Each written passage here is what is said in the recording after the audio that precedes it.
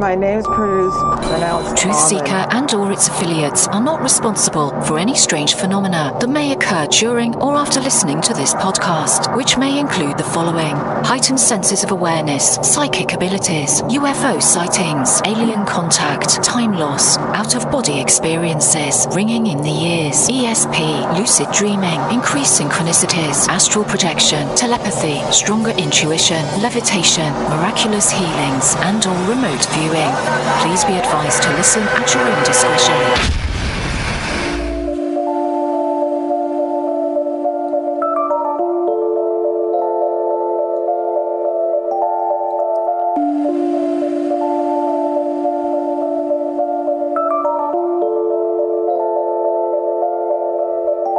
Won't you come and take me away?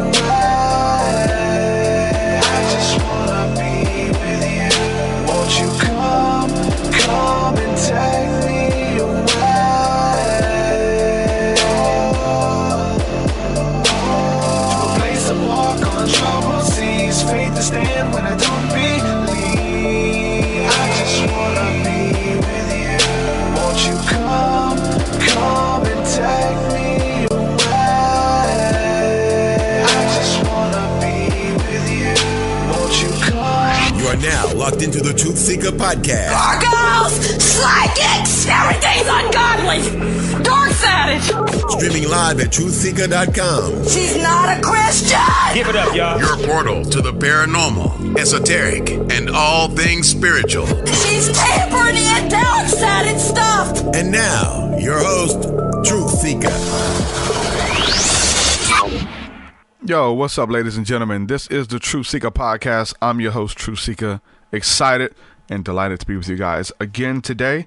Got an exciting episode for you guys lined up. We're going to talk about all things spirituality, all that good stuff. So, yeah, it's coming up real soon. I want to say a quick thank you to everybody who has been supporting my work. No matter how long you've been doing it, man, I'm elated. Thank you guys again from the bottom of my heart. As always, this show does not exist without your financial support. We are listener supported. So thank you to everybody who has been supporting via Patreon. You guys mean the world to me. Thank you for believing in my work. If you'd like to support, please head to patreon.com/TruthSeekah. There you get access to exclusive interviews, music. My entire discography of music is available there as well. And yeah, a bunch of cool stuff. Thursday night, School of the Mystics. We do every Thursday night. So it's a spiritual community that we're building here. And we try one-on-one participation and trying to listen to the voice of the intuition and the Holy Spirit speaking to you, where you can kind of build in confidence in a place to be able to hear that voice speaking to you and speak it out. Empathy, intuition, all that good stuff. Really exciting stuff. So if you're looking for like-minded people to build with, Thursday night School of the Mystics is the place. So we're doing it tonight. You'll get an email confirmation once you sign up under Patreon for any level of giving. So that's available too. So my entire discography, 200 plus songs available for you, and all the new stuff I'm working on too. The Chakras EP, there's a bunch of that stuff on there already, and the ESP EP, which will soon follow. You get access to that stuff months before anybody else gets availability to it in the general public. So shout out to some of the latest supporters we have here. Shout out to Angela Green. Shout out to Brother Home Sauce. I see you there, man. And Benjamin Ween and his family. Thank you, brother, for the support and believing in the work. Also, shout out to Adam Brink for you guys giving at the diamond body level. Y'all are awesome. So, without further ado, I'm going to go ahead and bring on today's guest, Catherine Auman. Catherine, how are you? I'm doing great. Thanks for having me on the show. Definitely. Really, really good to have you.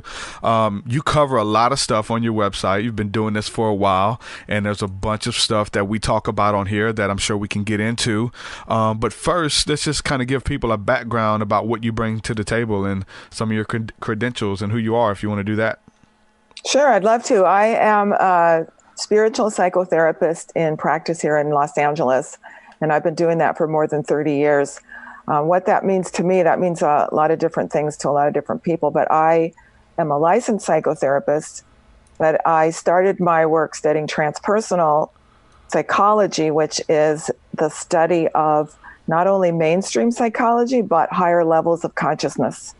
And so we study not only Western psychology, but Eastern religions, Native American traditions, shamanism. We include that as all just as valid as Western psychology. So with that viewpoint, I work a lot with people in the yoga communities, meditators, intuitives, empaths, and I have the Transpersonal Counseling Center here. And lately, we've been also working with psychedelic integration for people who are having psychedelic experiences, maybe want a little help integrating that back into their lives. So these are my passions, as it sounds like they are for your listeners. And so I'm really happy to meet you guys.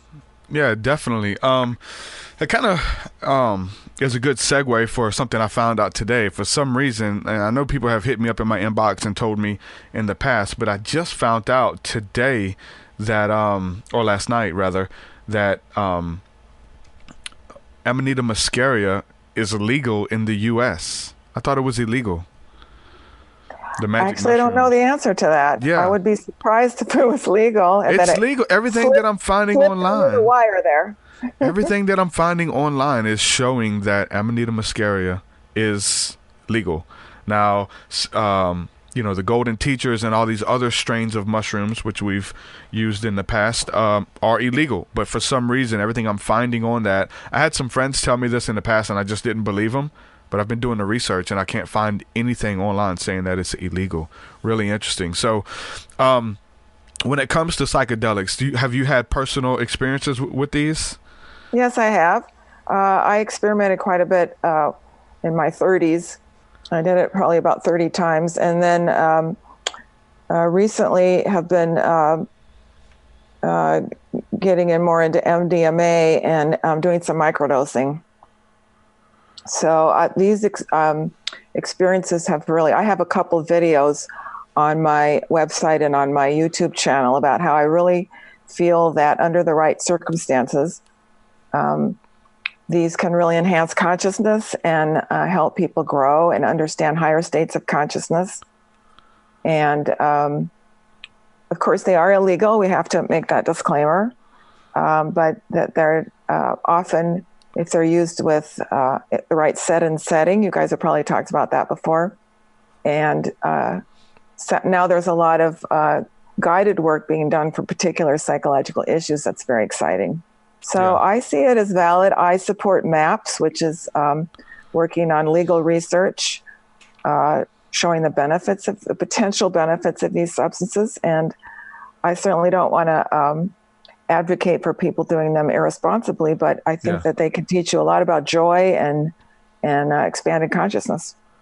Definitely. I've had some pretty profound encounters as far, I can count them on one hand when it comes to having a hero dose of going in, but it was definitely a life-changing experience, and kind of doing that life review, getting over the trauma, trying to find the next thing that you're supposed to do in life, and almost how to do it, and kind of mapping that out and what that looks like. Some really profound experiences that have actually changed my life on like the deeper hero dose level. But when it comes to the microdosing, what is your experience with that? How does that make you feel if you were just to take a microdose? And how much is that? Would you suggest, is it either, I know a lot of people say either a gram or less? What is the whole thing? I actually don't know the measurements. I looked it up in Jim Fadiman's book, which is the Psychedelic Explorer's Guide, which I'd recommend to anybody who's curious. So I don't know the actual amounts, because I have a little spray bottle that was given to me, and you just take one spray. Oh, wow.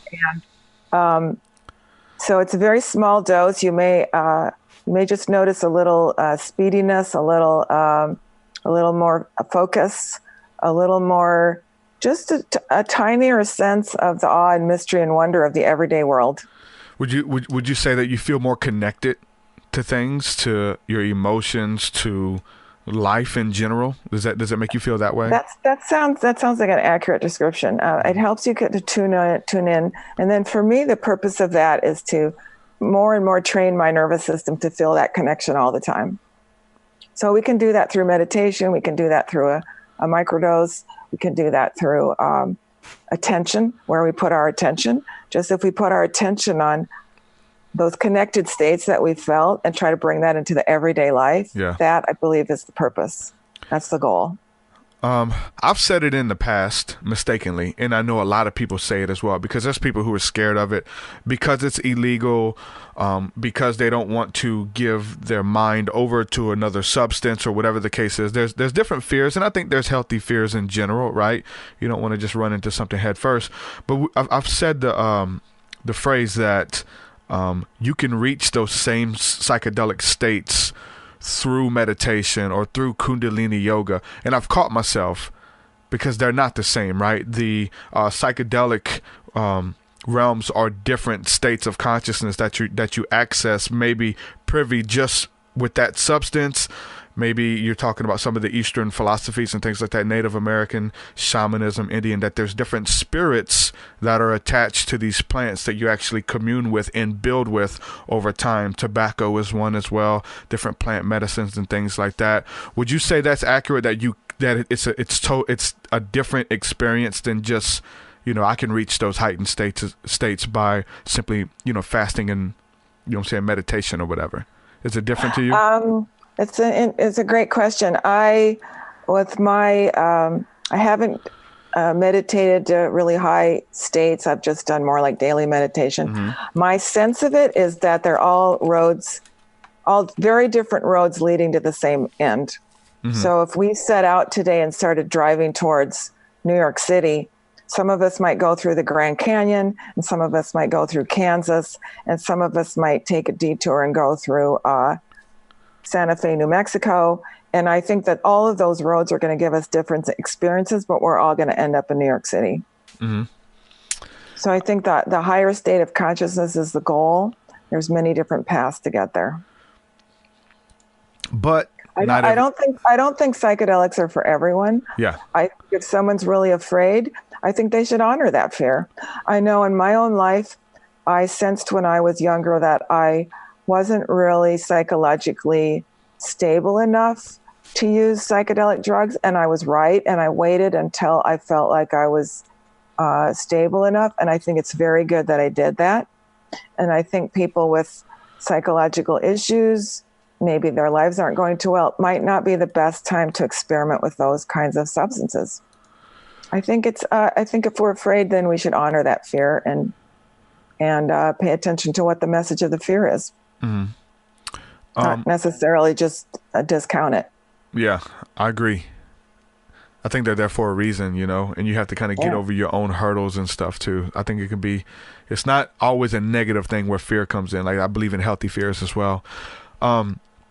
Whenever you're talking about studying different philosophies from around the world, especially in the East and things like that, maybe looking into, like I said, shamanism, Hinduism, Buddhism, and things like that. And there's different principles and things like that stick out to you, right? And I think a lot of us right now are kind of in this stage of I guess what we would call syncretism, where we study these religions, study these spiritual practices and things, and see what links us together, what makes us the same versus what makes us separate or different, and to see the things that we like in each one, and kind of building our own philosophies out of, I'll take this from here, that from here, and this, and kind of make my own thing with it. Sometimes those people in those religions may get offended that you're using their terminology or you're using their prayer beads or anything like that.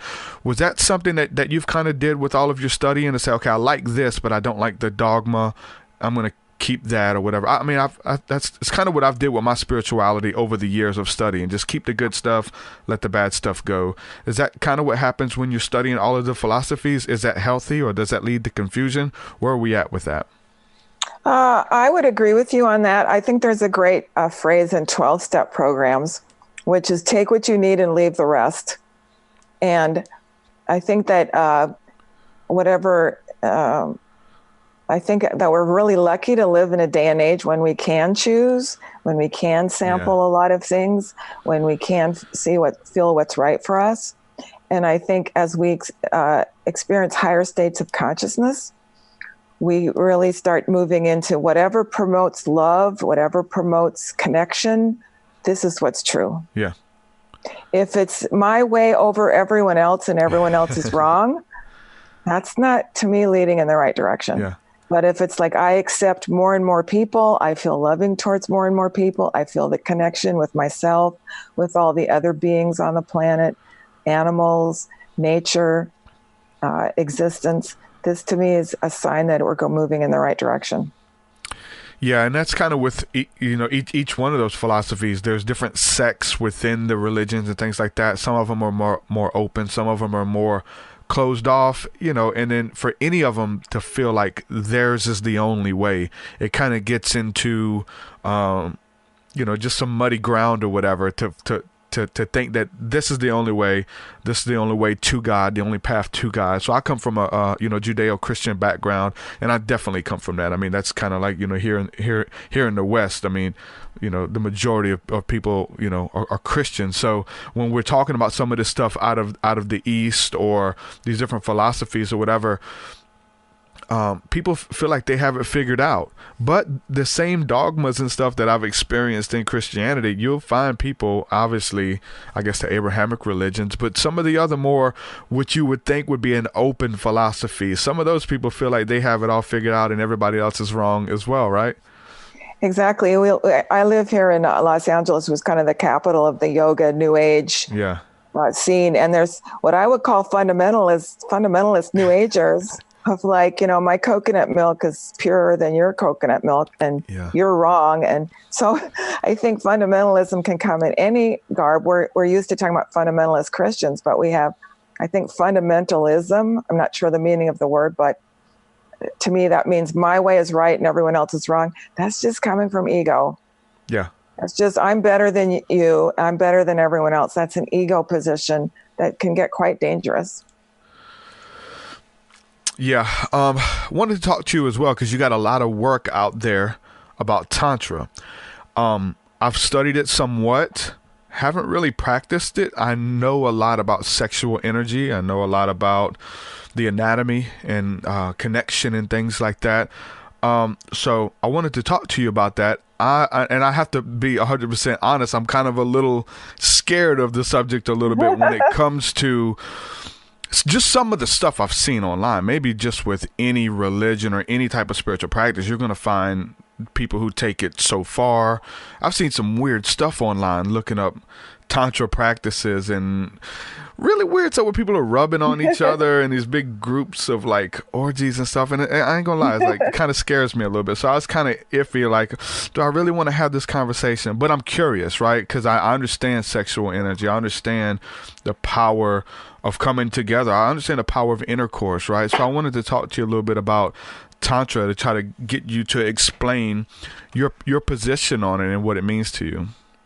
Some of that stuff scares me as well, I just have to say. So good. Yeah. Some of the stuff I've seen, I was like, oh, we're talking about this? Oh, Lord. Tantra fundamentalists. I actually come from what's called Neo-Tantra. I come out of the tradition of Osho, who was Rajneesh, who some of your listeners may have had a unfortunate encounter with on the Netflix show Wild Wild Country. Yeah. Which wasn't really about Osho so much as with some criminals who were following him. But anyway, he was that guy in white. But he was a Tantra master, and he taught that Tantra, he said they're basically, if you get down to the root of it, there's two types of spiritualities. There's the type where all is sacred, and there's the type where this is sacred and this isn't. Yeah. So most, like the Judeo-Christian that we grew up in, is very much this is sacred and this isn't. So basically you grow up being told, basically I was taught that if it feels good, it's bad. Yeah. If it's fun, it's bad. Yeah. So, I think most of us have rejected that.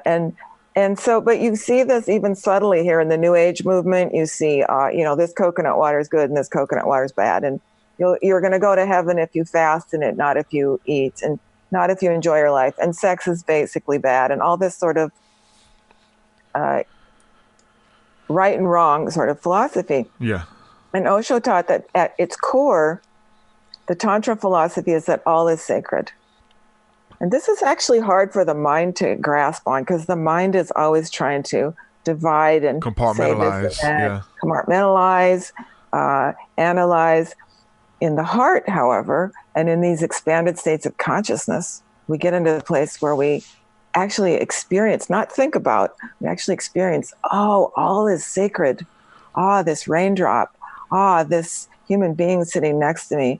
This flower. This, we start to get a higher perspective that even some things that seem wrong with the world, maybe that's all just part of the unfolding of the planet. And so from this position of all is sacred, sex is also sacred. And sex is sacred is a very unusual concept for anybody in Judeo-Christian upbringing, any sort of fundamentalist upbringing, in this very scary and frightening. And early tantrikas were actually burned alive and killed for celebrating that sex also is sacred. Sex has obviously made people, that makes people pay attention. It's really only a small part of a tantric philosophy. Okay. So if is it that all is sacred, or is it the sacred energy, or tapping into that energy would be Tantra? And it's just sex is a part of that as well? If we go to the core and we see that all is sacred and sex is sacred, then we start approaching sex as a way to tap into the sacred and to go to higher levels of consciousness. Yeah. Now, some people in the West have gotten a hold of this, and they've started, here's all these techniques for higher orgasms and so on. Yeah. That's okay, but that's not actually what we would call really a tantric approach. So I lived in a Tantra ashram in India for a year.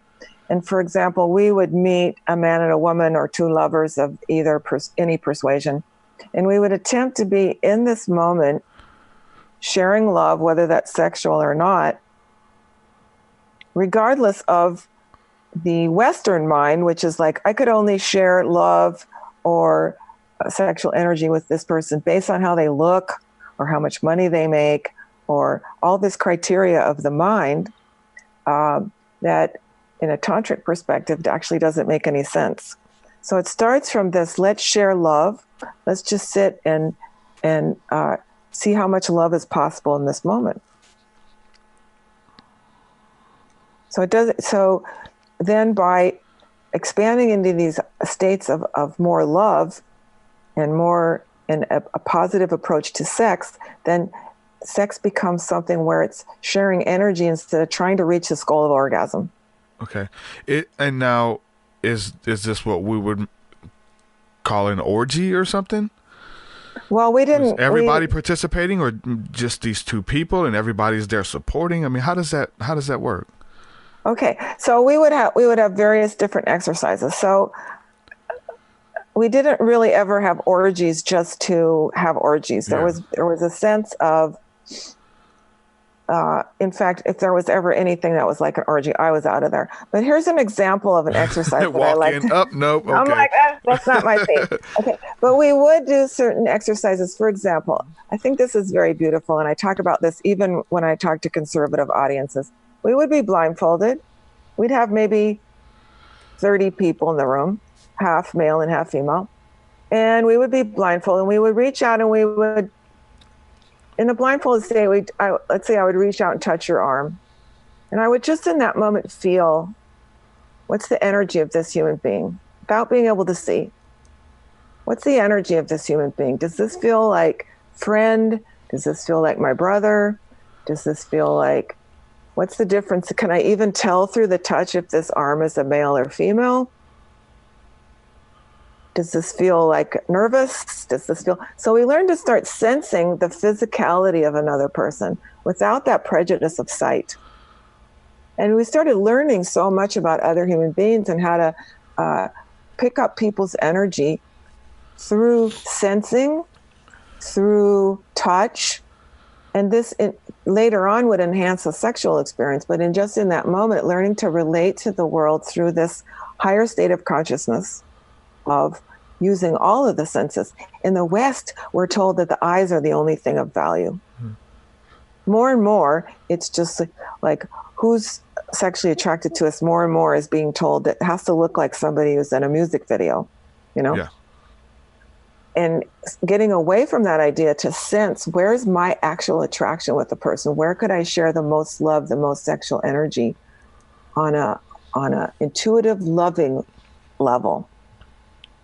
So did it almost teach you how to type into your ESP, extrasensory perception, to like be able to pick up on who this person is? I mean, the touch is one thing. There's not really a lot that you can feel, except just their body or whatever. But so it was something you would feel within, maybe, and with your intuition that you pick up on people to know what to offer, or definitely, it's a matter of training that what you call ESP actually becomes your second nature as you start practicing approaching other people in this way, in a tantric way, which is that I'm attempting to already love everyone. How can I feel your essence in this moment instead of what society has told me I'm supposed to be looking for? I've actually written a book on this called Tantric Dating for listeners who might be single, about how to go out and how to date from a tantric perspective rather than a mainstream perspective, which is, do you meet this list of criteria? Like, do you look like this? Do you have this car? Do you make this much money? Do you dress cool enough for me? Which is a very ego-based versus a spiritual base of let's meet first in love.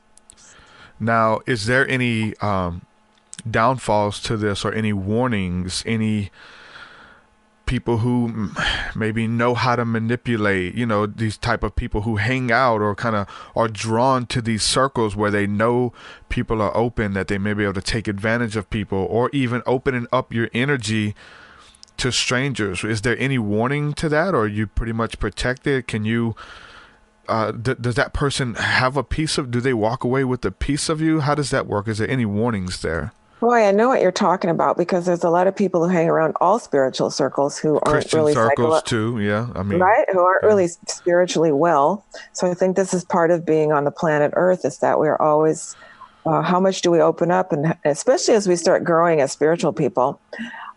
Sometimes we have a false notion that this means we should just open up to everyone. Yeah. And we do need to make sure that for example, these tantric exercises were very safe groups. The doors were closed. There was a safety created. How many people was like the majority of one? I've watched. I haven't finished the documentary, but I've seen a good bit. How many people were like involved at like the highest numbers? Well, at the Osho ashram, there were 500,000 people at some points, wow. But I don't know how many were actually at the place in Oregon. I'm not sure. Yeah. But I mean, in our little private groups, we would have between 12 and 50. But it was people who already pre-qualified as being spiritual. It was people who are already going through exercises of love and trust. So I think that if for a listener who's wanting to start to look into Tantra, I'd say look for teachers where there is a lot of love and trust established, not just go and learn how to have a higher orgasm. Nothing wrong with that. That's not particularly a tantric approach where it would be a good idea to get vulnerable and take some risks. Yeah, I've seen videos out there now where like energy healers and people who do Reiki and things like that, they will they have this thing out there where they try to make you have an orgasm without touching you, like being able to move the energy and be able to arouse you without even touching you. Was anything like that going on, like moving energy without touching, or is it more about the physicality I found that's happening to me spontaneously. When I was in the very high consciousness environment, I would be sitting in a chair and I would have an orgasm. That does not happen to me in the West, but in that very rarefied environment where everyone was working on higher consciousness. So I do know that that's possible. In the Tantra that I study and I teach, orgasm is not the goal. Higher consciousness is the goal. In fact, what we've really found and what we teach is that having a goal of having an orgasm keeps you out of the present moment because you're looking towards the future. You're using sex to try to get somewhere. You're trying to get to this place of orgasm. This can be very frustrating for women especially, and for men who are trying to help women have orgasms. And sex in a lot of cases now in the West has become, although it may be an enjoyable experience, it's also become very frustrating because everyone's focusing on this goal of orgasm. And whether women are having it, whether they're not, how soon we're having it, how this and that. And this creates a frustration into sex that actually defeats the purpose of using sex for a higher consciousness. My lover and I can make love for 4 hours, never focusing on orgasm. And all during that time, the energy is building. The love that's happening between us is a very higher frequency, expands our ability for consciousness. The lovemaking goes on, and it's not only just the physical lovemaking, it's going into spiritual realms in this way. So this is actually possible for people. It's never actually talked about in the mainstream, which is why one reason I wanted to really come on your show is to say that nobody's talking about the possibility of sex without orgasm at all, or infrequently, or just if it happens, rather than the mainstream sex has really drawn people away by telling them. I'm sorry? Like it has to end in an orgasm? It has to end in an orgasm, and that's the point and the goal. And as spiritual people know, the journey is important, not the goal, right? We hear this a lot from spiritual teachers, but it's never occurred to us, unless we've gotten out of the mainstream about sex, that perhaps that's true with sex as well. Perhaps the lovemaking is more important than the goal of orgasm. I know, but that's all kind of put down and called foreplay, as if that's lesser. Yeah. That's a lesser thing to get to the orgasm, instead of maybe it's the point. Studying sex magic and a lot of deep stuff in like masonry and things like that, harnessing the power of the chi. There's a lot of stuff out there where they get aroused to the point where they're about to ejaculate, and then they cut it off, and they're able to harness that energy that they arose the semen to such a level, and it gives them spiritual energy and spiritual powers and things like that. Is that some of that at all, where it's not about the ejaculation but getting there and then having control over it, almost like you're able to tell it no or whatever? Is this yes, and what my boyfriend says is that it's even more tantric than that, which is that he gets to that point, and then instead of cutting it off and saying no, he relaxes at that moment. And through that, getting up to that peak and then relaxing, there's no harsh cutting off, but then there's the ability to go into a higher state of consciousness and follow the sex energy even further and further. And this creates levels of bliss that are not possible with just getting to orgasm and stopping. You go. So use it as a vehicle. It's a vehicle for higher consciousness. It's actually a vehicle and a spiritual path, which to me is a lot more enjoyable than sitting alone meditating. I could be with my partner meditating in sex. Yeah. Because our consciousness is just like in meditation. We're in the present moment, focusing on the feeling, focusing on the love, focusing on the energy, the breathing. And you actually start having, you can have visions, you can have messages come to you from staying in these higher states of arousal and not letting it all go with the orgasm, which is what mainstream sex is telling you is the point. And you haven't heard of any health risks by doing that? I have not. Okay. I've tried to research that. I tried to research if there were any negative. Now, sometimes later in the day, you might feel a little congested energy in the genitals, which means that you haven't helped it move through the rest of the body. And then sometimes you can do some massage and move the energy through the body, so that you don't want to keep it congested in the genitals, but you want it to move throughout the whole body. Yeah, there's a lot of study out there now that's coming out talking about like people who are like addicted to masturbation and they just don't have that get up and go about themselves. They don't have that creativity. They're like wasting their life force almost as they're doing that. And there's a bunch of study out there now that's linked to chronic, pornography addiction and having that drive. And I know, like, all of these practices talk about it a little bit. Interesting thing is if you understand that this and then you read the Bible, there's some stuff in the Bible that actually kind of talk about this too, about saving your energy and not wasting it. And I know, like, if we look at boxers or MMA fighters, for the most part, the whole month that if they have a fight coming up, the whole month they won't be sexually active at all because they don't want to, release that I guess tension maybe that builds up and that power that they're able to harness. Yeah, and again, I think that's about the ejaculation, and men are not taught that to be able to raise that energy and then not ejaculate and share it with the beloved is actually a higher level of development. So I work with some guys who are addicted to porn or sex addicts, and I believe that that's a frustrated desire for sharing with a partner. I don't think anyone really, given the choice of masturbating by themselves or making beautiful love with a partner, I think everyone would prefer a beautiful lovemaking time.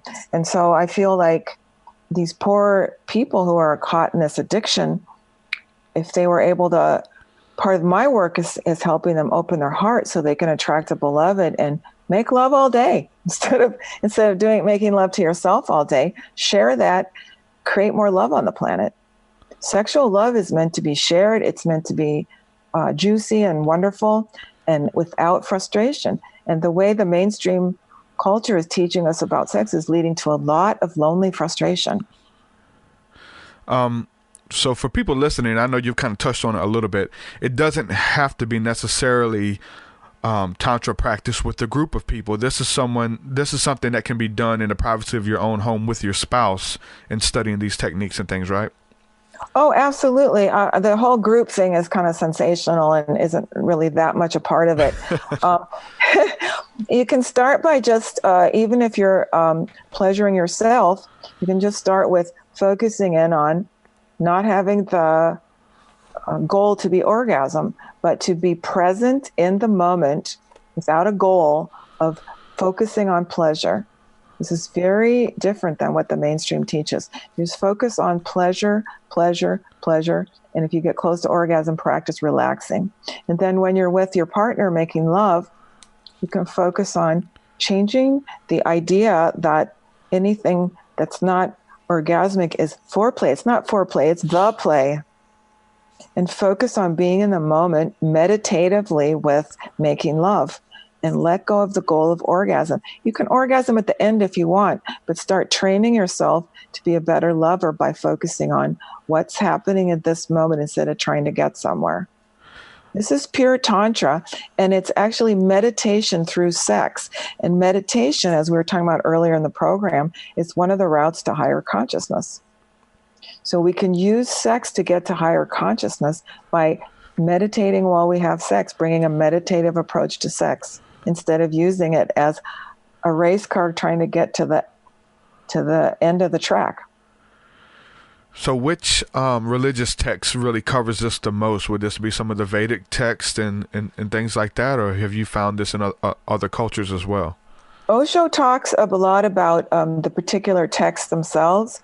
I can't really pronounce them, and I don't know them well enough. There's something like there's some Sanskrit texts, the Vedas and the Bhagavad Gita and things like that. Something like that. And there's particular texts from Tibetan Buddhism. The Saraha was actually the original teacher of Tantra, and he talks about this: meditate while with a partner while in sex.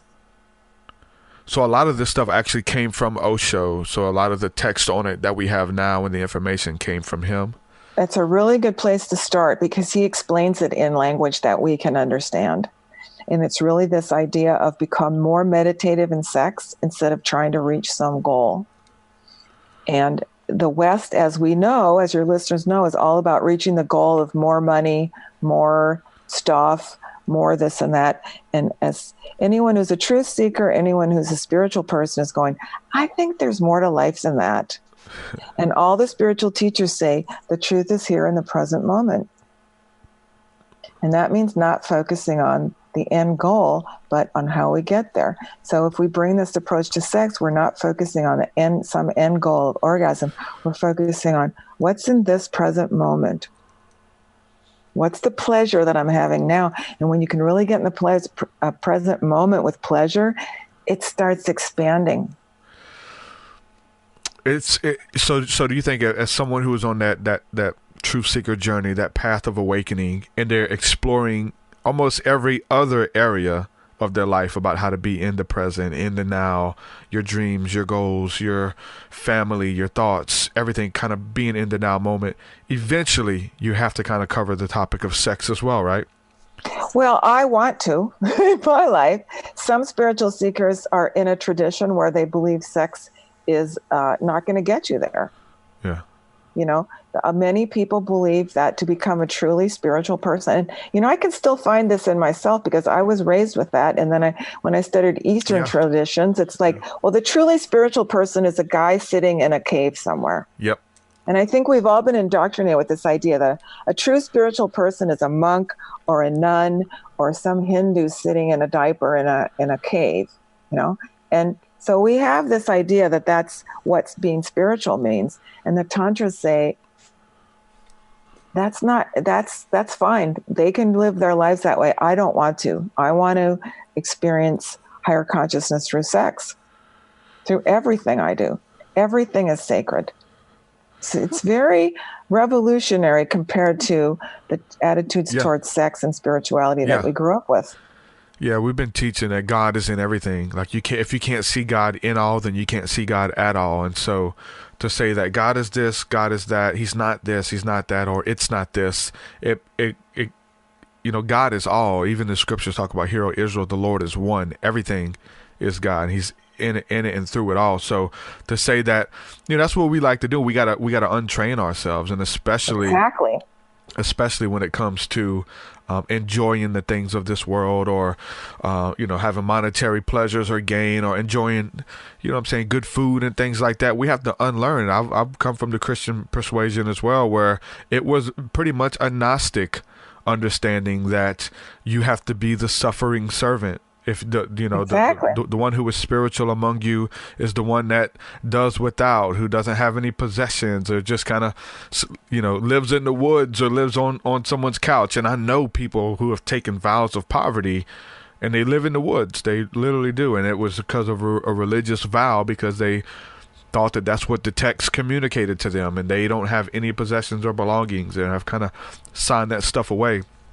So to move from that thinking, it's in all the other traditions as well as Christianity, that that you can't enjoy life. Exactly. It's a sin to enjoy life. Yeah, and I think it's an ongoing process as a spiritual seeker to keep rooting that out of ourselves, because it keeps cropping up. You think you've made some progress on it, and you have, but then you notice, oh, I'm secretly thinking that to have pleasure is not spiritual. And it's continuing to unwind the fact that God manifests in all of this as well. All of this is sacred. All of this pleasure is sacred. And that conditioning goes deep, that we're not supposed to enjoy things. We're not supposed to enjoy sex. We're not supposed to enjoy things that we can buy, that this is somehow anti-spiritual. We're not, like I keep talking about here, and there's a lot of stuff here in Los Angeles about not enjoying food because you're just kind of supposed to eat green grass and stuff that doesn't really taste good, and that's more spiritual than to go out and enjoy your meal. So I think that one of the great teachings of Tantra is that pleasure can be a route to God. It doesn't mean just self-indulgent whatever we feel like, because as you progress, you realize that overindulgence isn't pleasure either. Yeah, that's true. So it's following your pleasure, but to truly follow your pleasure takes some self-discipline to go, another beer won't cut it right now. Another helping of this cake Yeah. might give me pleasure, but I think my ultimate pleasure is in not having it, so I feel great later. Exactly. But really trusting that pleasure comes from God also. And as we said earlier, I just grew up in a culture where if it was pleasure, it wasn't God. And Tantra has taught me that the opposite is true.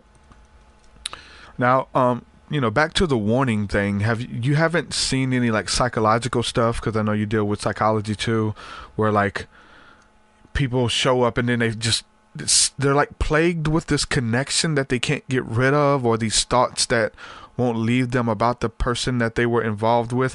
And I feel like you could do that with like some type of spiritual soul ties that happens when you do anything spiritual with someone. There's this connectedness there.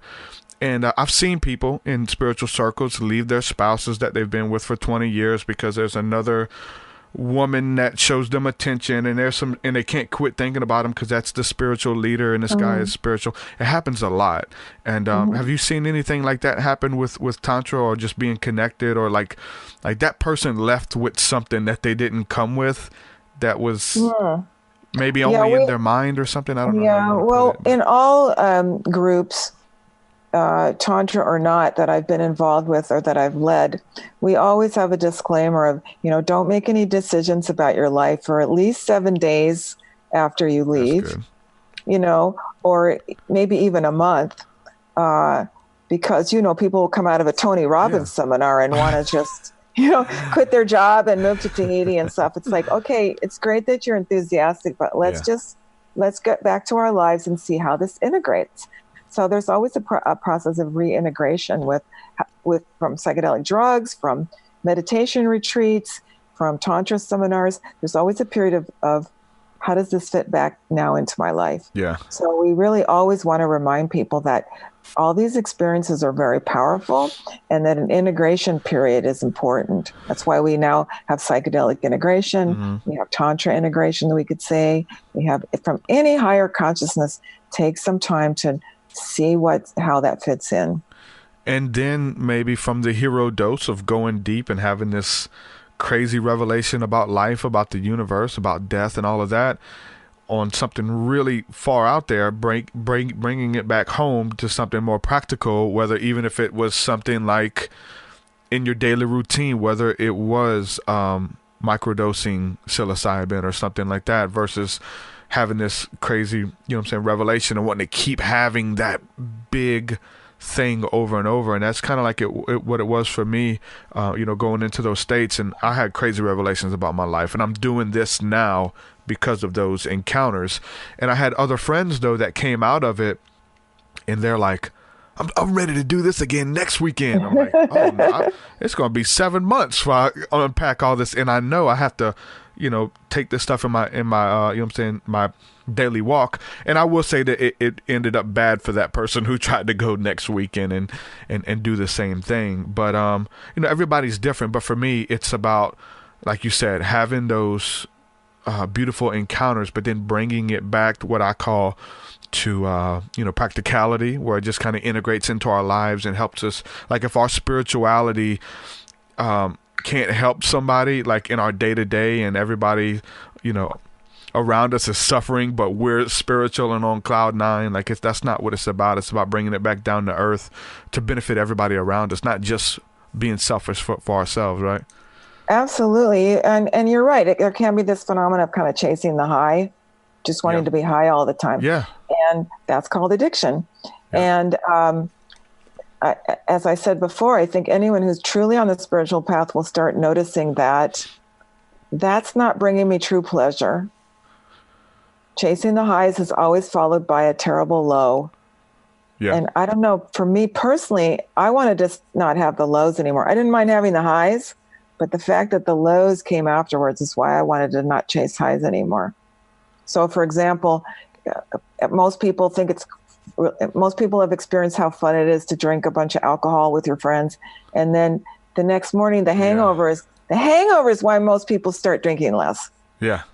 Not because it's not fun to drink a lot. Yeah, you have to pay for those experiences. Yeah, it's the hangover that most people decide, I don't want to drink that much anymore. Mm-hmm. So I think the same thing is true with getting really enthusiastic about doing psychedelics or going to Tantra seminars or anything. It's like, I don't want that crash that comes afterwards. I want to be able to, the purpose we do these things is to change our lives, but not to have such a radical change that it throws us off balance and we get the low. Yeah. There's that famous phrase, I'm sure you've had it on the show before, but what do you do after enlightenment? Now, what do you do before enlightenment? Chop wood. Chop wood and carry water. What do you do after enlightenment? Chop wood and carry water. So it's like life goes on. We have these experiences to change our lives. And then the real work begins. What do I do with this? How do I serve people? How do I share this? Yep. How do I help enlighten everyone else? Because we're all in this together. We're all one being. So how do I help my brothers and sisters? What can I do to help?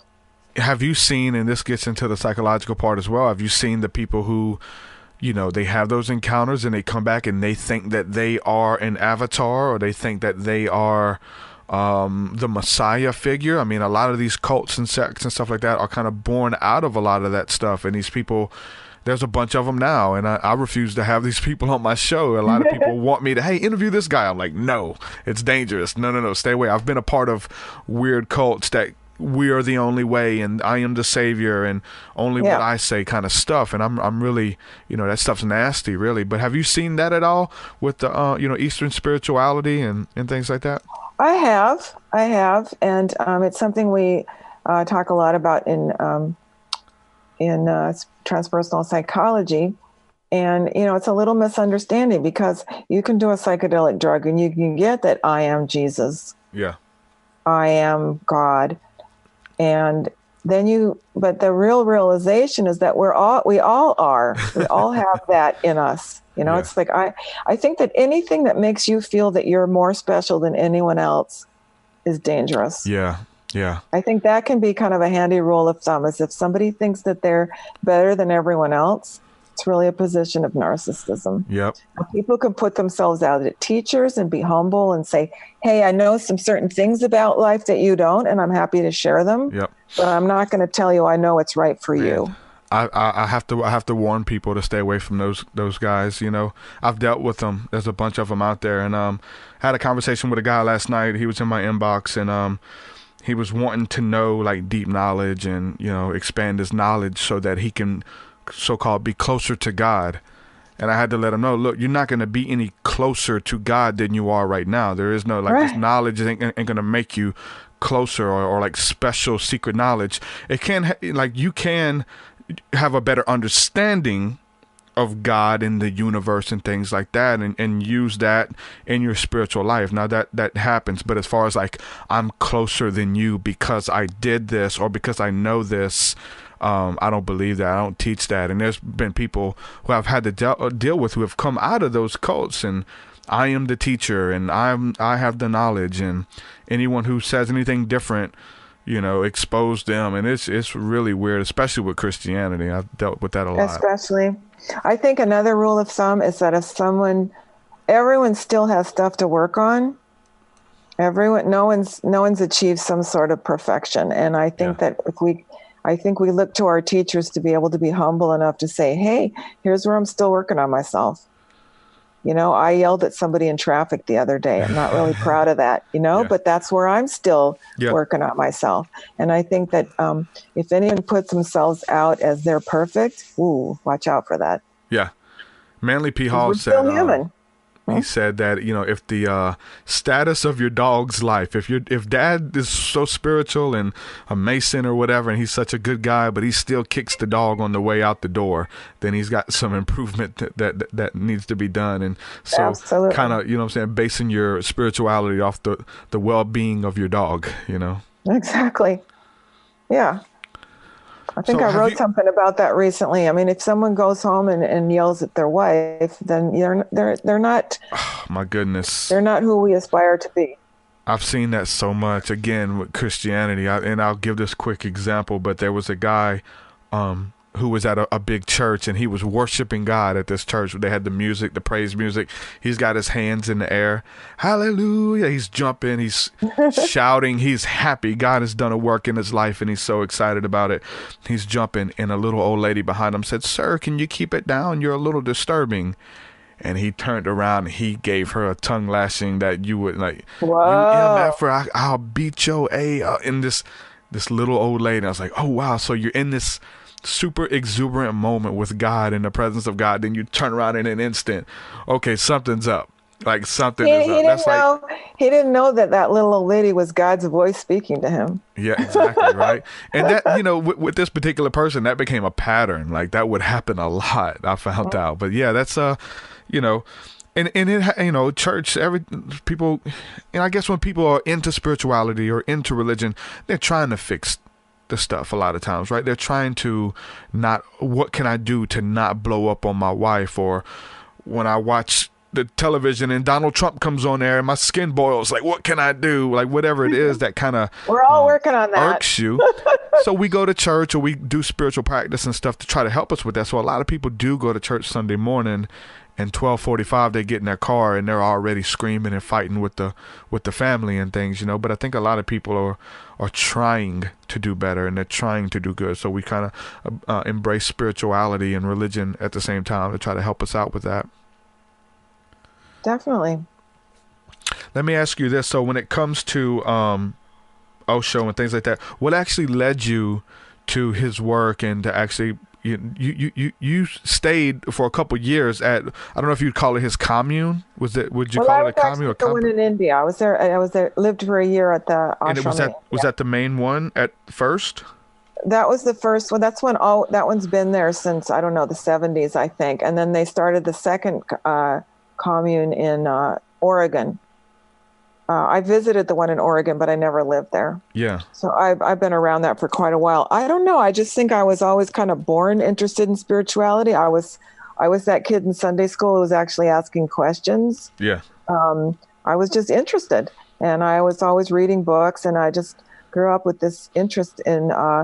And I think also I was kind of isolated and a bookworm, and when I was little, I didn't have very good social skills, so I just kind of thought about stuff a lot. And grew up just asking questions and reading and trying to find out what we're doing here.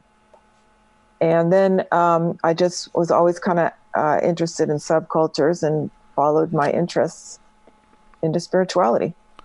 I think a lot of us, also having, I had a difficult childhood, and I think for a lot of people, a lot of your listeners, and I think a lot of people, because we have psychological issues to deal with, it leads us towards spirituality. I've been noticing that a lot.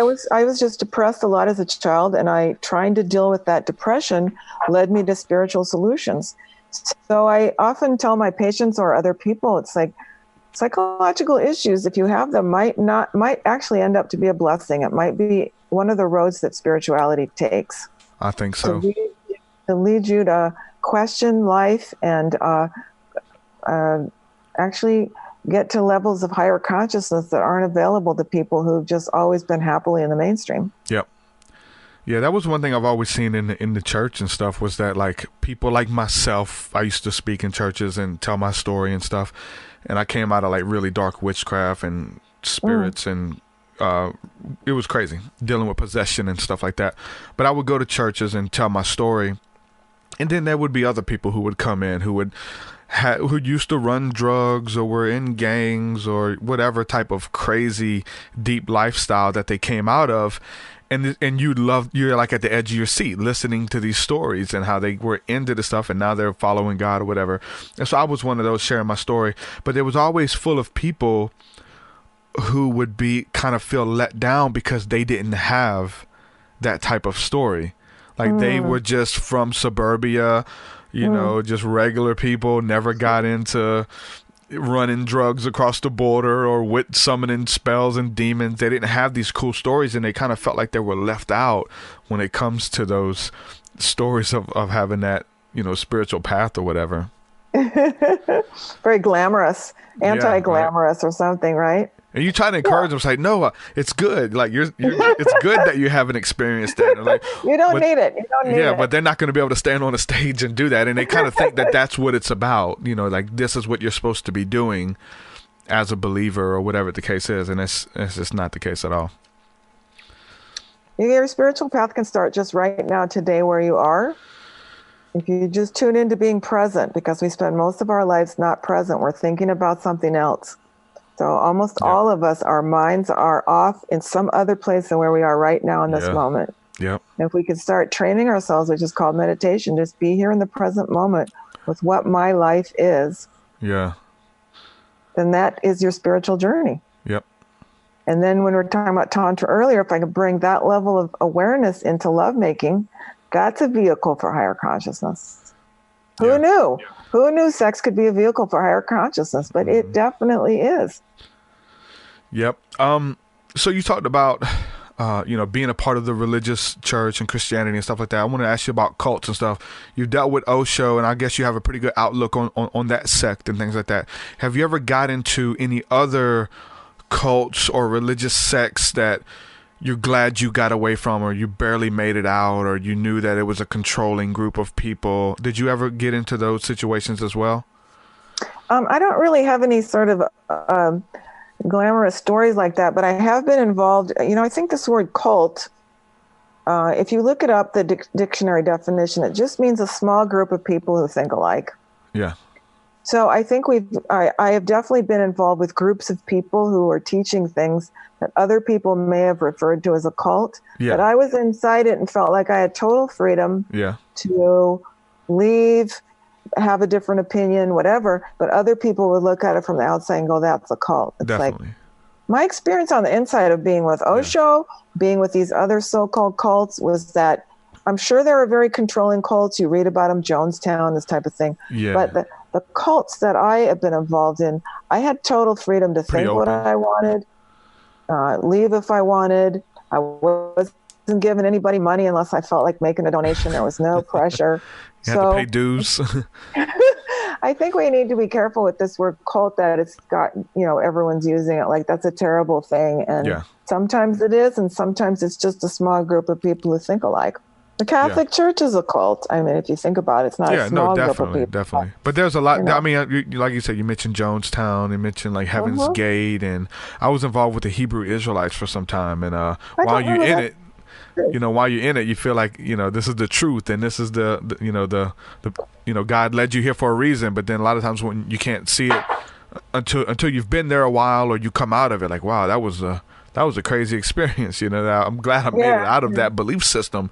It changed the way I view the world. It changed the way I view my family, my people, who, all this kind of stuff. I believe people were going to hell and going to burn for eternity, and God hates a certain type of people. These different understandings that change the way you see the world. And some of those, I don't think, I don't think that's healthy at all, even with Catholicism or Christianity, that to teach you that the people you bump shoulders with in the streets are going to hell, and if you don't tell them that, then you've missed an opportunity. That's really, really strange to kind of live your life that way, Yeah, I think, again, if it's breeding more fear and more separation, it's not healthy. If it's breeding more love and acceptance, I think that that's a good thing for people. I think it's pretty clear to look and see if this is making me hate and fear other people more. It's probably a dangerous cult. Turning me against my own family is probably a dangerous cult. There's no need for that. No need for that at all. We talked about psychedelics. We talked about Tantra, sexual energy. What about awareness breathing, which is a fun one?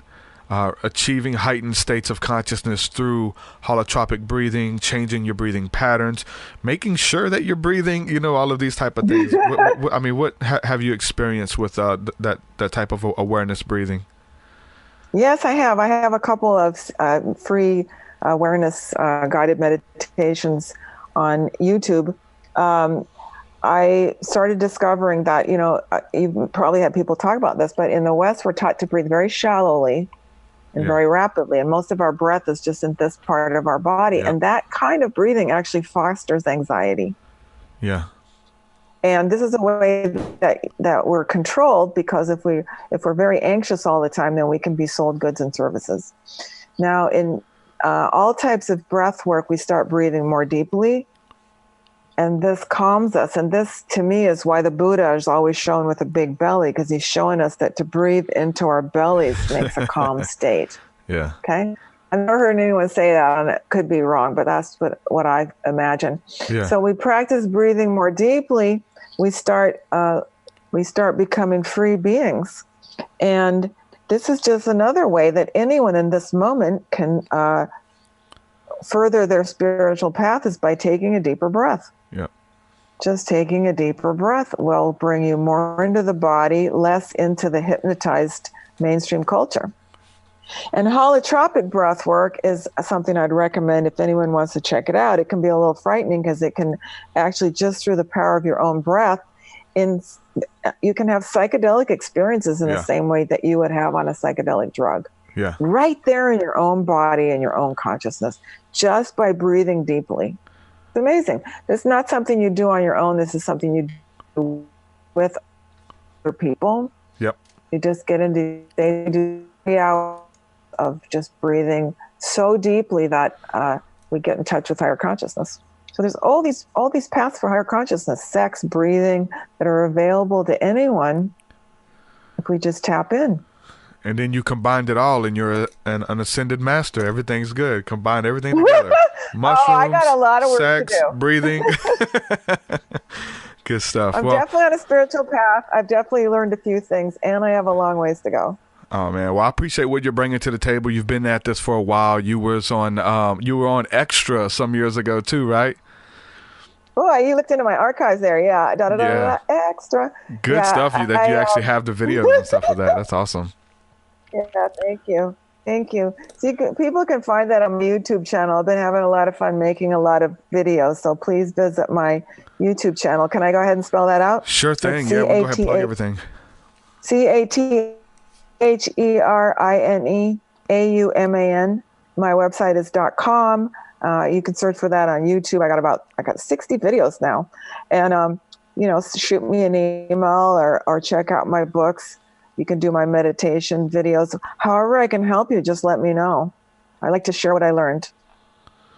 All right, Catherine. Well, I really enjoyed this podcast, and we'll have to do it again. Thank you for coming on, hanging out with me. I appreciate that. I love it, and thank you so much for the work you're doing. I'm just so excited about it. Awesome. No problem. Thank you, my friend. We'll have to connect again soon. All right. I look forward to it. All right. Bye-bye. Bye. Catherine Auman, ladies and gentlemen. That was a good show. I was very nervous about this show, but you know what? That's a good thing. It's really a really good thing, actually. You run into a problem when you don't get nervous anymore. When you're just doing something, you got it down, you know what you're supposed to do. That's one thing, but it takes away that magic from something if you don't get those butterflies in your stomach before you go out on stage. I remember when I did gospel rap in the Christian community, and there came a point where I just wasn't nervous. I just knew how to do my song and dance and went out there and did it and killed it, did my thing or whatever.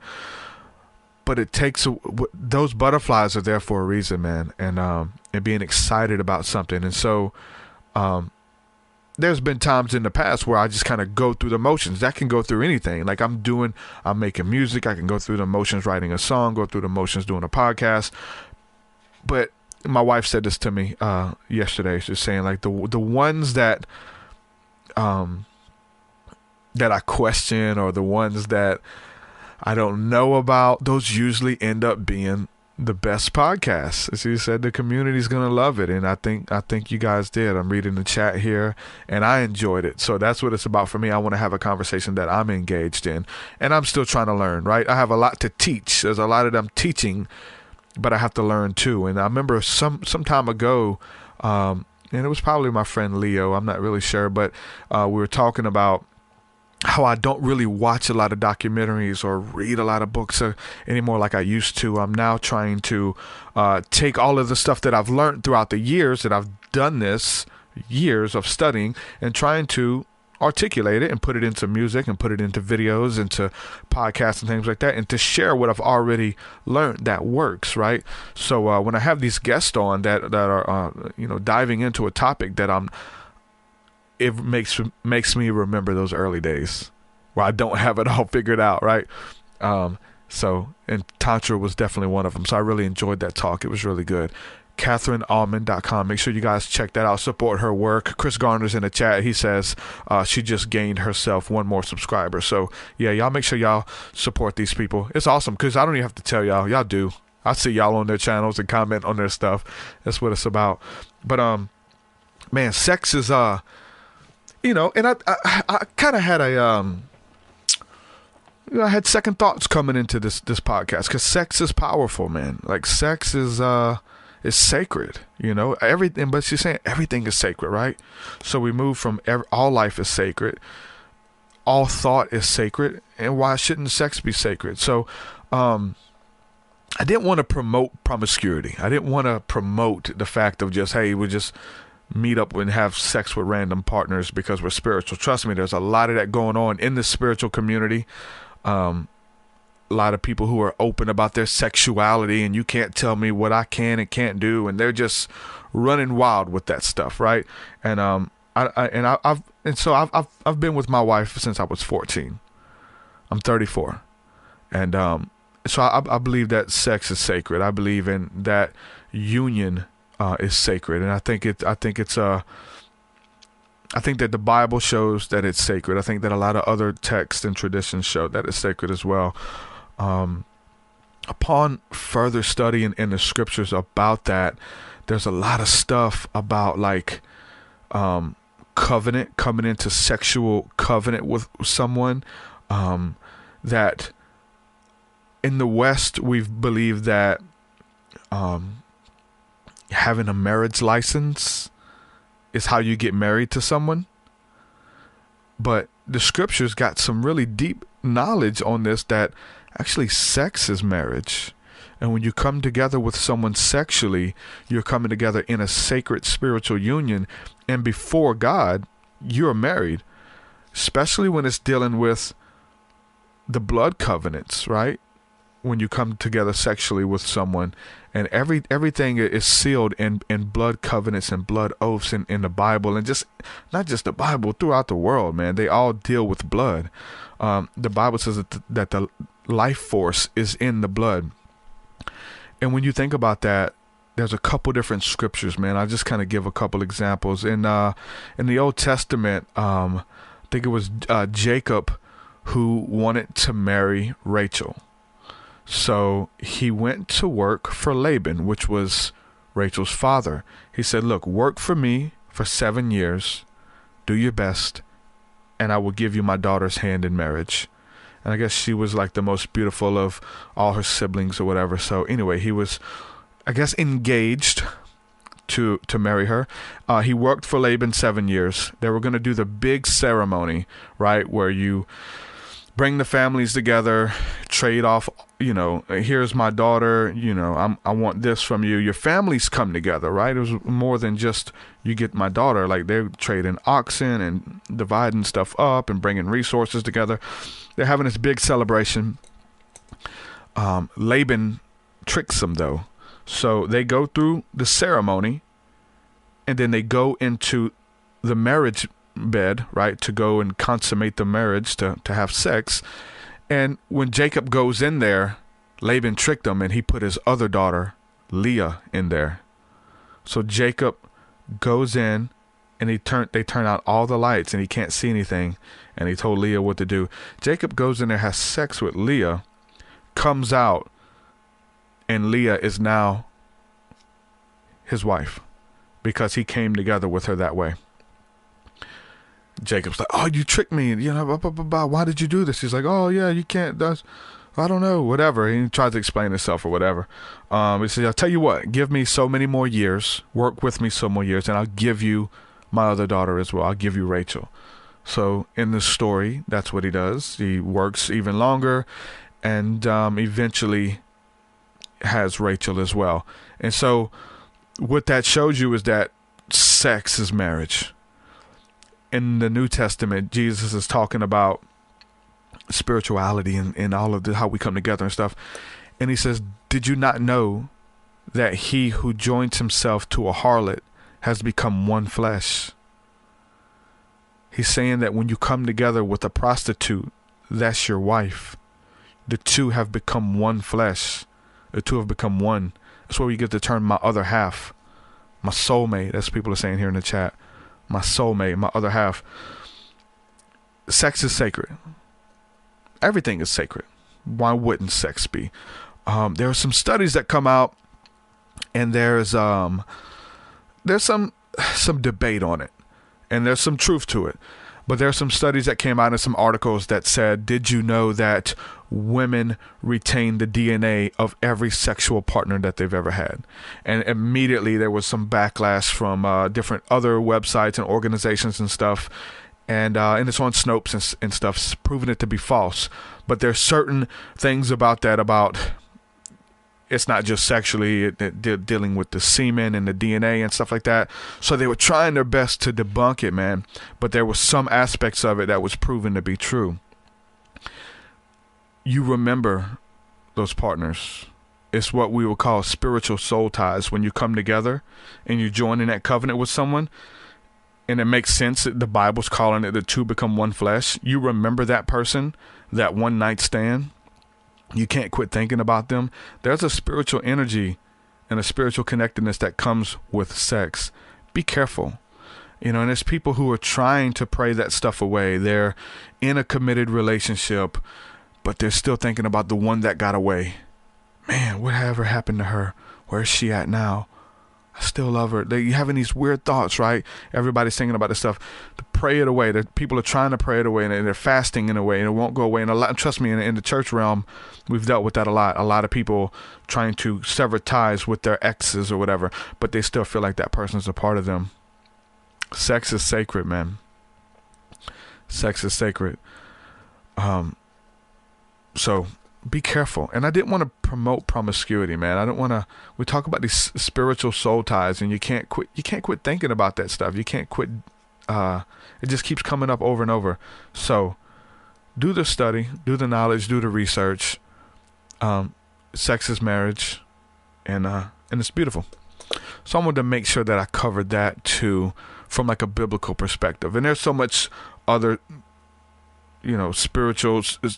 It's cool when the spiritual community or the New Age community or the secular community start embracing some of these ideas, or they explain it for you in other terms. They'll use scientific terms. I can't break down those scientific terms. I can talk about the spiritual side of it. They break it down in a very scientific way. And then you have the spiritual way. Then you have the religious way. And it all starts saying something similar. So, yeah. Check that out. It's special. I think that's pretty much it. How long have I gone on here? An hour and a half, man. An hour and a half. I don't know. Let's see. What else am I going to say? Patreon. If you're not supporting me on Patreon, shame on you. Nah, thank you guys for supporting me on Patreon. It really means the world. Everybody who's doing it. I'm really excited about this new album, man. I'm almost done. I'm in the process of waiting for some features to come back, and I have probably 2 tracks to finish. Probably 2 tracks, and I'm going to try to finish them by the end of December, so that the new year will come out with a new album. And then right after, there's already a couple songs that's going to be on the next EP right after.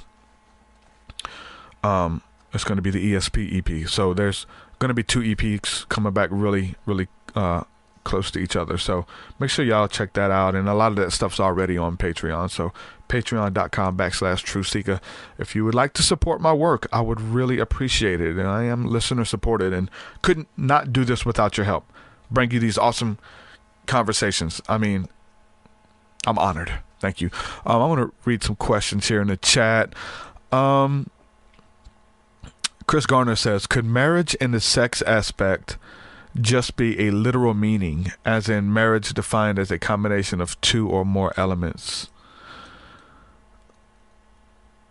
I think so. It gets deep, man.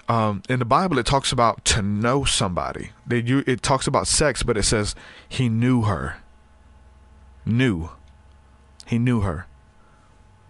You come into this union with someone where you know them. They're not just there. You know that person in a spiritual sense. To know everything about them, even the the intimate details about that person.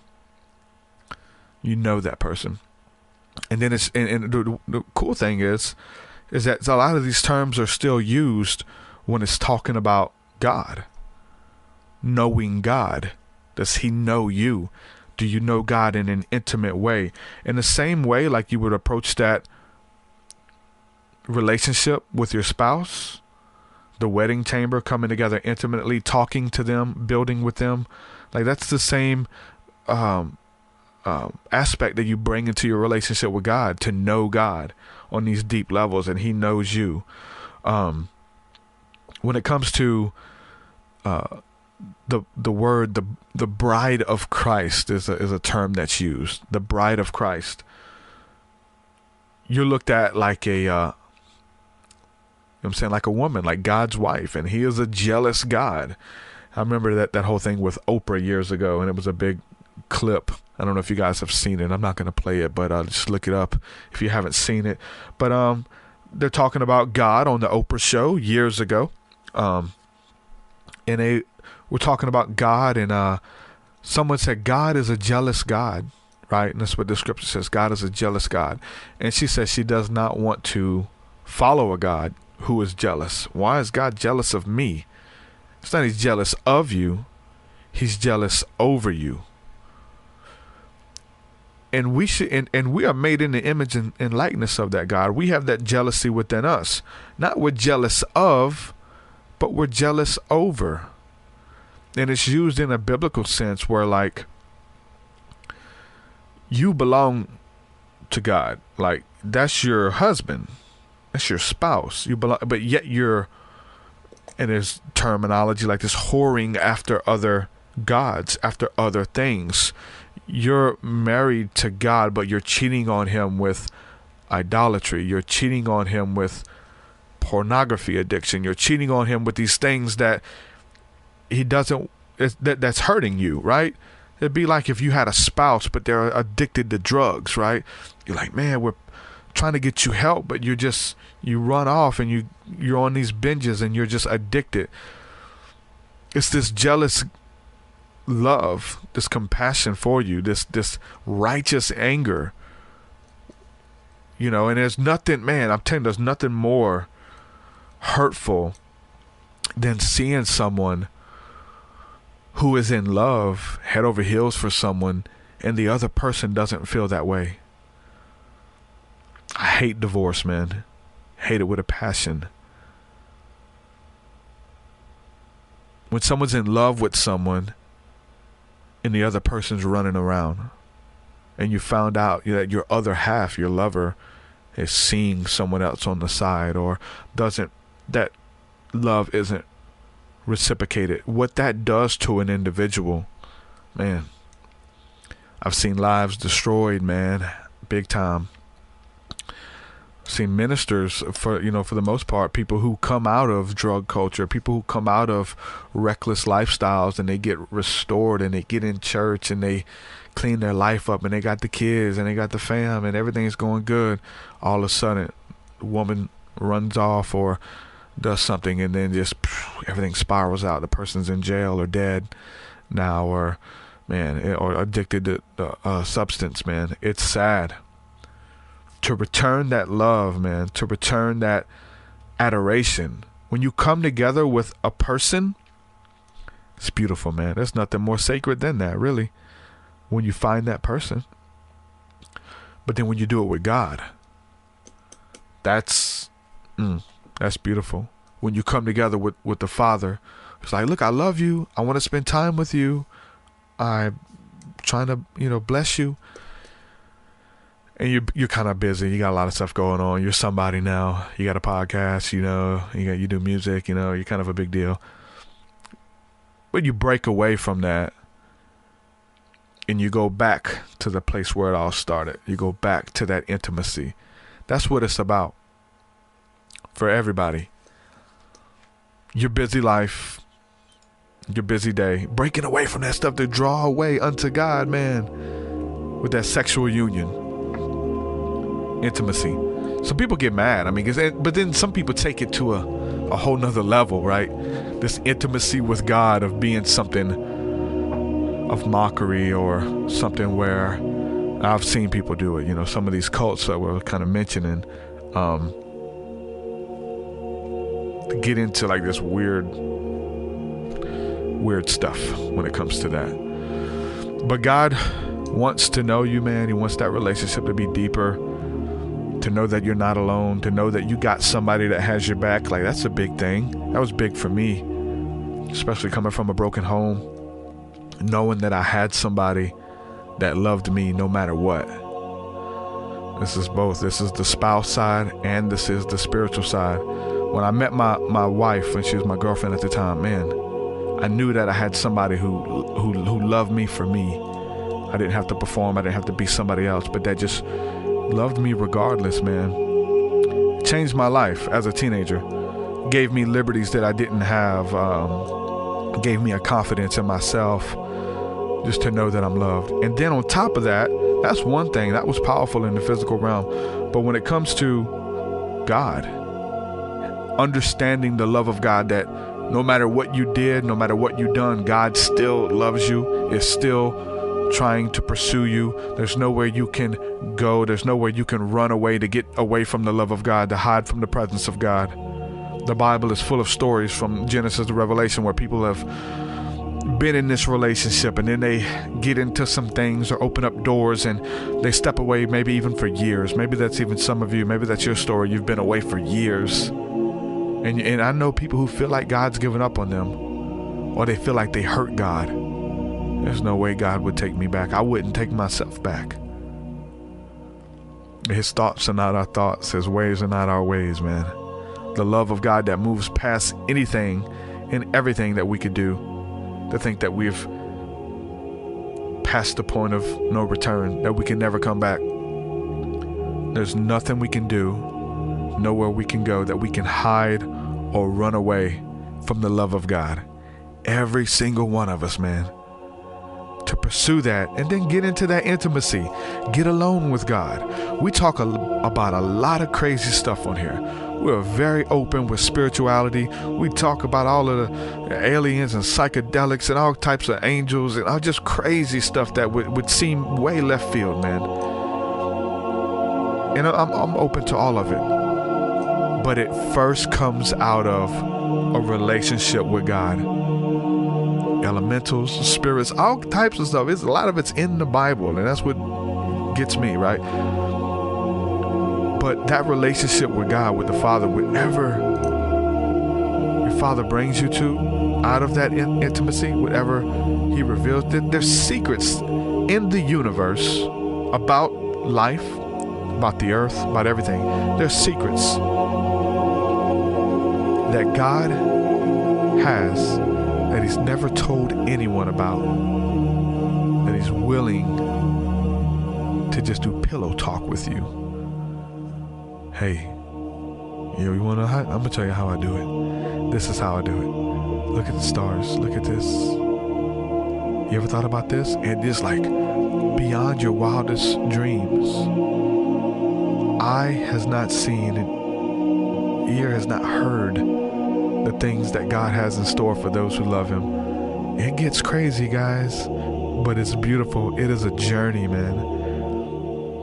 It is a journey. So I don't see how anyone would want to do it without the assistance of the Creator. Like, would do it on your own terms or just the way that you want to. This song and dance, man, this journey is so beautiful. It is awesome. When you find out how consciousness works, when you find out that the steps of the righteous are ordered by the Lord and nothing happens without a reason. You don't meet people for no reason. It was just kind of cool. Everything happens. Your life starts to line up. Your journey, it becomes real. Like, look, somebody's watching me. Somebody knows these thoughts I'm thinking. Somebody wants to hang out. That notion right there blew my mind. As a teenager, I was depressed a lot. Thought about suicide a lot. I always felt like I was by myself. But then when I got born again, when I came into the knowledge of Christ and I came into this relationship with God, that was one thing that changed. Because I still was like actually by myself a lot, but I never felt alone again. From that point, never felt alone. Always had somebody there. Always had somebody there. That relationship, that confidence that, look, man, loneliness, nobody understands. Throw that out the window. And God is there, man. And it's just beautiful, man. This whole song and dance with the universe, with the Creator. That your life has meaning. Your life has purpose. People have given up on you. Your family's given up on you. Your teachers gave up on you. Your friends. Everyone's given up on you. So you're like, whatever, man. I gave up on myself a long time ago. Why not? But you understand that God has not given up on you. That the promises of God are yes and amen. And in Jeremiah 29:11, His plans to bless you with a future. Doesn't have any ideas or plans to harm you or to punish you and you're in trouble. Nah, man. Let's come back into the loving arms of the Creator. That's what it's about, man. That's a grace that allows you to explore. That's a grace that allows you to seek out the deep things of God. I wouldn't have got into any of this on the other side without God. But God, man, you know, if you're mad, blame God. That's what it's about. Work with God instead of against Him. That's just been my song and dance here lately. Work with the presence of God than working against, which we've been doing the majority of our lives, right? So I hope that spoke to somebody's heart, just to be open and honest about this relationship with the Creator. That's what it comes down to at the end of the day. At the end of the day, you don't want to open up any doors. You don't want to do anything. Like the scripture says, Jesus said, I don't do nothing that I don't see my Father doing. May that be your prayer. May you love the things that God loves and hate the things that God hates. Hold yourself to a higher standard, man. Sexually. May you work upon your second virginity. Whatever it is, wherever God finds you, man. He finds us all in different places, man. I'm going to reach out to this lady, man. She was an ex-prostitute. I actually had one on a long time ago. And the weird thing about that one, Angie Duncan, an ex-prostitute, right? Sex worker, and I think she was in some porn films and things like that. She was on the show, and she told her story. Like, God finds people in different places, man. Paul Washer, the great preacher, listen to his story, man. He shares it with tears in his eyes. God found him laying in his own piss and vomit on a drunken stupor. Woke up, throw up on his shirt and piss all over himself. God found him, called him. He repented of his sins and been following the Lord ever since. God finds us in different places. God found me in a place where I couldn't hold a thought together. I'm hearing voices and seeing spirits, and it was not good. God finds us all in different places. Never forget where you came from, man. It's so easy to do.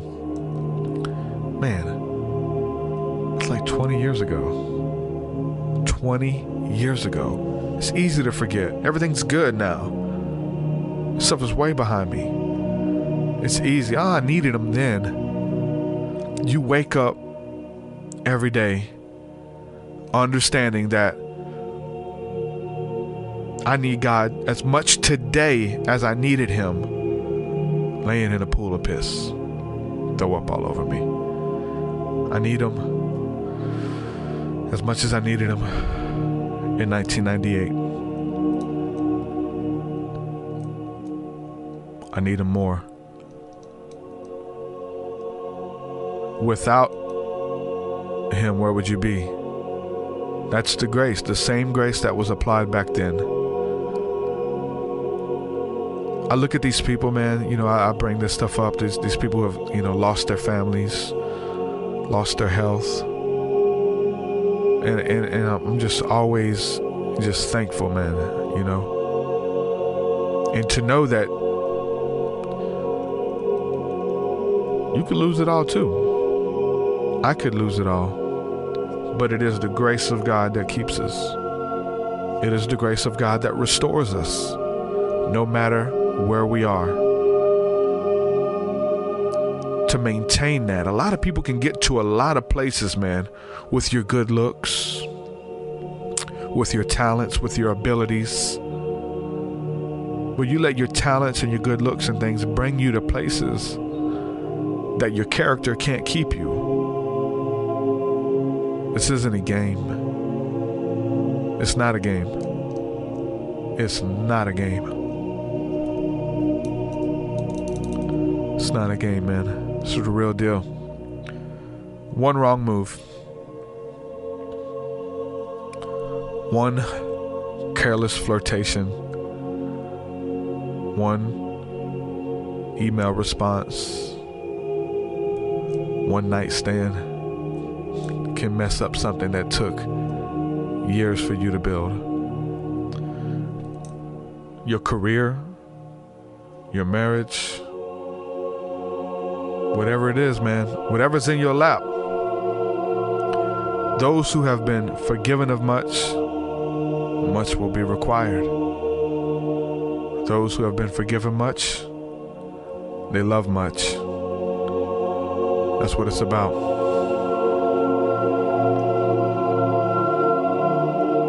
Love you guys, man. Chris Garner says that your character can't keep you. That's profound truth. We see it all the time, man.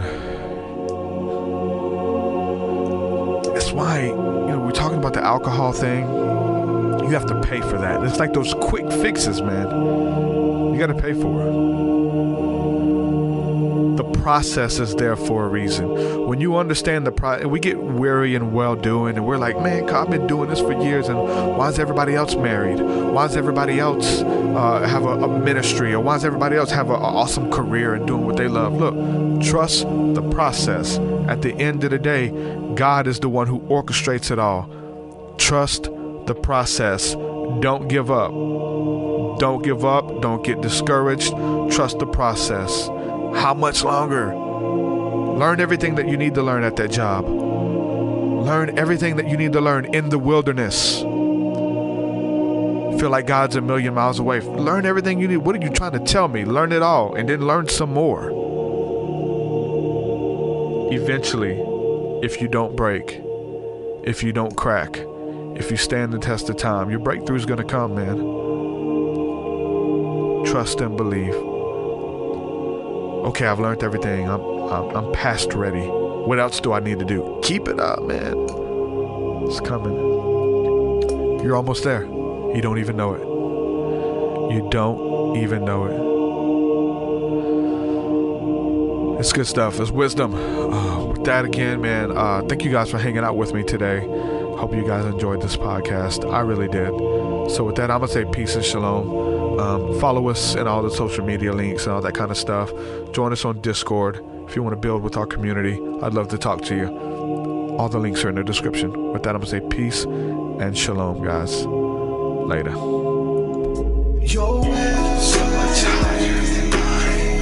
So much higher than mine. So much deeper than mine. So much deeper than mine. Well, that does it for this episode, folks. To hear more episodes of the TruthSeekah podcast, head over to TruthSeekah.com. And if you're wanting to support the show and get rewards, go to our Patreon page at patreon.com/TruthSeekah.